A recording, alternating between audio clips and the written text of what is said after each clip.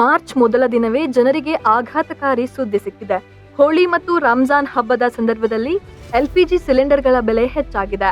ಸರ್ಕಾರಿ ಸ್ವಾಮ್ಯದ ತೈಲ ಕಂಪನಿಗಳು ಮಾರ್ಚ್ 1ರಿಂದ 19 ಕೆಜಿ ವಾಣಿಜ್ಯ ಸಿಲಿಂಡರ್ಗಳ ಬೆಲೆಯನ್ನ ಹೆಚ್ಚಿಸಿವೆ.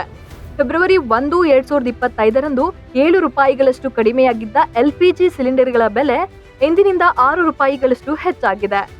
ಈ ಹೆಚ್ಚಳದೊಂದಿಗೆ ಚೆನ್ನೈನಲ್ಲಿ 19 ಕೆಜಿ ವಾಣಿಜ್ಯ ಅನಿಲ ಸಿಲಿಂಡರ್ಗಳ ಬೆಲೆ 1959.50 ರೂಪಾಯಿಗಳಿಂದ 1965 ರೂಪಾಯಿಗಳಿಗೆ ಏರಿಕೆಯಾಗಿದೆ. ಸದ್ಯ ಎಲ್ಪಿಜಿ ಸಿಲಿಂಡರ್ ಬೆಲೆ ಏರಿಕೆಯು ದೆಹಲಿ, ಕೋಲ್ಕತ್ತಾ, ಮುಂಬೈ ಮತ್ತು ಚೆನ್ನೈನಂತಹ ಎಲ್ಲಾ ನಗರಗಳಲ್ಲಿ ಸಿಲಿಂಡರ್ ಬೆಲೆಗಳ ಮೇಲೆ ಪರಿಣಾಮ ಬೀರುತ್ತಿದೆ.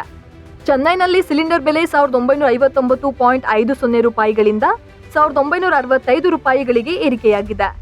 ದೆಹಲಿಯಲ್ಲಿ ಸಿಲಿಂಡರ್ ಬೆಲೆ 1979 ರೂಪಾಯಿಗಳಿಂದ 1803 ರೂಪಾಯಿಗಳಿಗೆ ಹೆಚ್ಚಳವಾಗಿದೆ.